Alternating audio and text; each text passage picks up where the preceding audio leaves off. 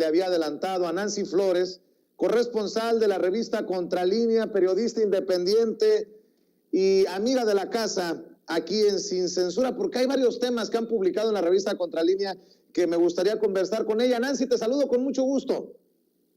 Hola Vicente, buenas tardes, muchas gracias por la invitación. Oye, Nancy, a ver, después de la consulta popular, ustedes publican que la Corte Penal Internacional cuenta con suficiente evidencia para investigar y juzgar al expresidente Felipe Calderón por crímenes de lesa humanidad. Esto sigue siendo relevante porque en tiempos en que la gente quiere justicia, quiere juicio a los expresidentes, que no se nos olvide esto que está ahí pendiente en la Corte Internacional, ¿no? Sí, Vicente, hay que recordar que en 2011, hace ya casi 9 años, se metió la primera comunicación sobre los crímenes de guerra y crímenes de lesa humanidad que se le pueden atribuir al expresidente Felipe Calderón Hinojosa por ser él quien desató una crisis humanitaria del tal tamaño que no podemos salir de ella. Es decir, esta primera comunicación es una denuncia formal que presentan ciudadanos, más de 20,000 firmas habían respaldado esta solicitud y básicamente se trata de decirle a la Corte Penal Internacional que en México no se tienen las herramientas para juzgar a personajes que han tenido una participación política tan relevante como es un presidente.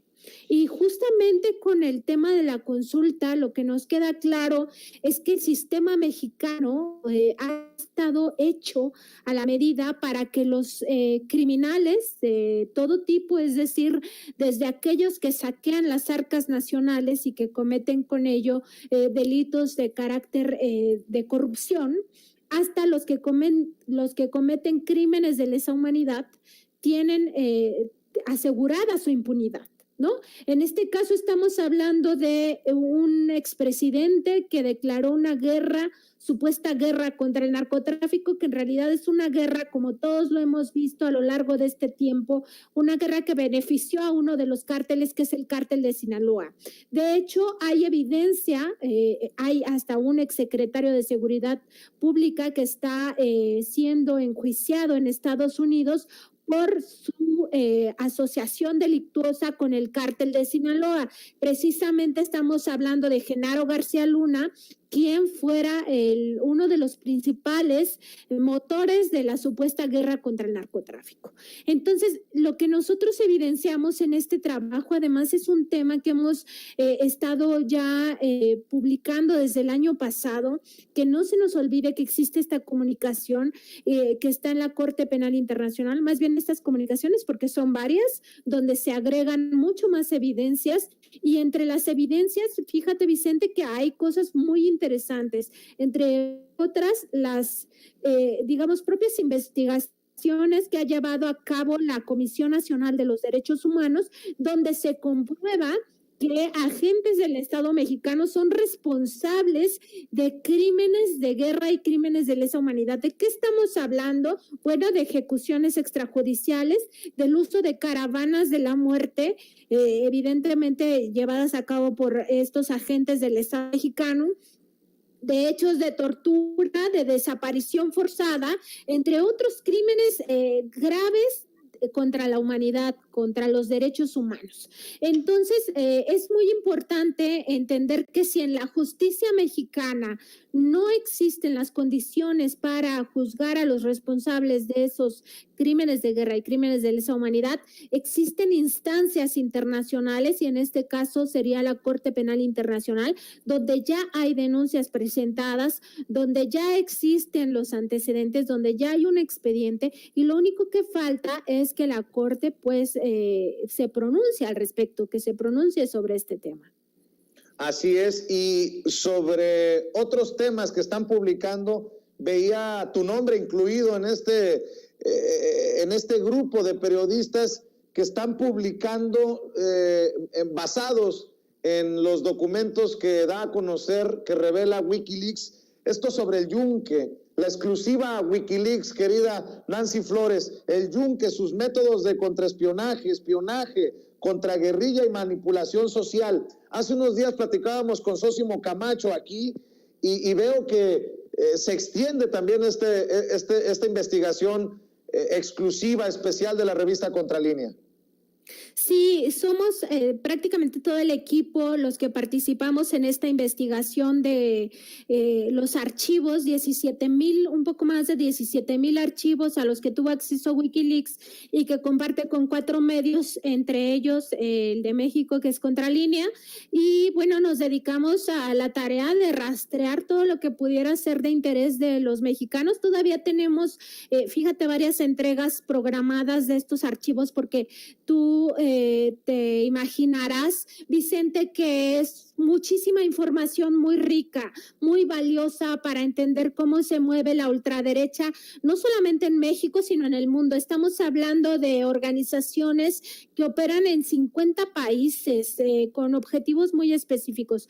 En el caso de lo que yo he publicado, que es en 2 partes, y hoy voy a traer otra parte también muy importante del Yunque, tiene que ver con cómo opera en España esta organización que es, digamos, hasta similar a lo que pasaría en México, porque estamos hablando de que esta organización es secreta, pero lo que implica ese secretismo.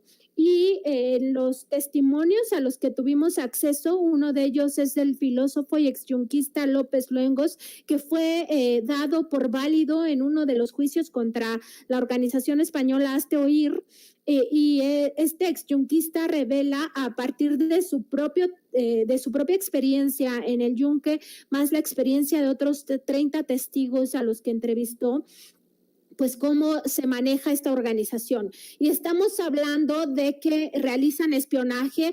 Cada uno de sus miembros está obligado a semanalmente entregar un informe de cosas que se les piden. O sea, puede ser de tu trabajo, por ejemplo, si tú trabajas en un medio de comunicación, tendrías que reportar cosas que suceden en tu trabajo, en tu propia familia. Hay un reclutamiento de menores de edad que es muy grave y les piden que informen de sus padres, de sus hermanos, en fin, hay un espionaje, un control hacia quienes están ahí adentro, ¿no? Y les interesa mucho que el reclutamiento se ubique en estos rangos de edad de la adolescencia y la juventud hasta 20 años. A veces hay excepciones un poco más grandes, pero generalmente se ubican en estos rangos de edad, lo hacen a través de organizaciones fachada. Eso es lo que relata este testimonio. Y lo que también habla es que es para forjarles el espíritu a estas personas, o sea, para forjarles la personalidad a partir de pues, sus propios intereses. El Yunque, al menos en lo que se puede discernir de todas estas informaciones, es una organización que además busca el poder político. Digamos, ese es su máximo objetivo, ¿no? Ellos dicen que para instaurar el reino de Cristo en la tierra, en realidad lo que quieren es el poder político, ¿no? Otro de los aspectos que a mí me llaman mucho la atención es esto del contraespionaje. Ellos mismos ponen a miembros del Yunque a espiar a otros miembros de los que se sospecha que tienen pues alguna debilidad o que están a punto de romper con la organización, entonces hacen esta labor de contraespionaje. Además, a los propios miembros se les puede ordenar que espíen a obispos, a sacerdotes o a cualquier miembro de la iglesia. Entonces, hay, digamos, que mucha carnita de cómo opera el Yunque a mí me ha sorprendido bastante. Hablan incluso de una organización paramilitar porque tienen tendencias pues paramilitares, que sobre todo en la sección juvenil. Hablan también de cómo hay un control social a partir del engaño, de la mentira, porque ellos siempre están tratando de venderse como que son muy buenas personas, como que son parte de la estructura de la iglesia cuando no están reconocidos dentro de la iglesia católica.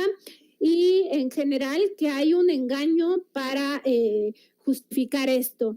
Con ello logran además el respaldo o la cobertura de algunos obispos, de algunos sacerdotes, a los cuales, bueno, este testimonio dice que han engañado. La verdad es que a mí me parece que en estos rangos ya muy altos, pues no habría ningún engaño, pero bueno, esa ya es mi percepción a partir de todas las informaciones que he leído. Entonces sí es un mundo de información. Todo esto WikiLeaks lo hizo público el jueves.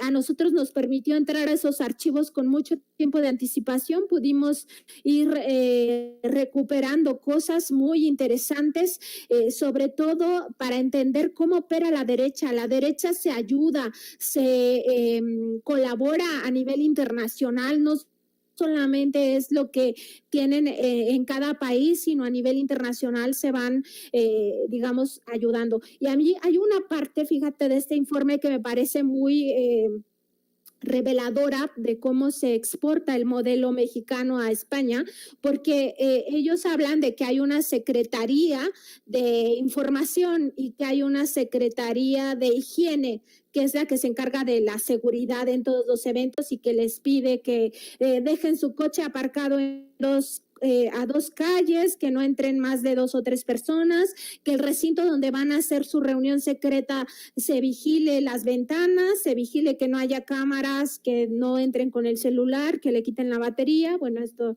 ya tiene su tiempo, ahora en muchos teléfonos ya no se les puede quitar la batería, pero cuando se podía, pues que le quitaran la batería, etcétera, etcétera, y esa Secretaría de Higiene también decidía quiénes se encargaban del tema de seguridad en esos actos.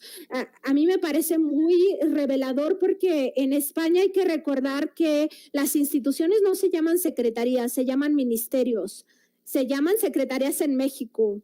Entonces me parece que es clave esto para entender cómo exporta la estructura desde México a partir de lo que pues la experiencia que ya se tuvo aquí. El yunque surge en México, de eso hay ya muchas investigaciones periodísticas, pero aquí se revelan estos testimonios que formaron parte de diversos juicios contra Hazte Oír.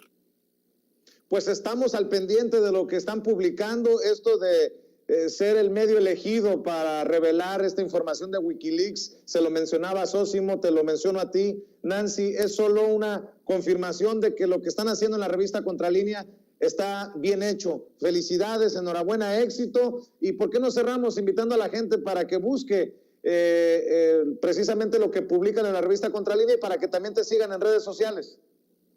Muchas gracias, Vicente. Tú siempre tan generoso con Contralínea, con nuestras informaciones, y nosotros te lo agradecemos mucho. Estamos en www.contralinea.com.mx. Vamos a seguir con el tema del yunque, la ultraderecha, Hazte Oír, etcétera, etcétera. Y también estamos en Twitter como @Contralínea y mi Twitter es @Nancy_contra. Te agradezco mucho también a tu equipo, Vicente. Saludos a todos, Nancy, estamos al pendiente.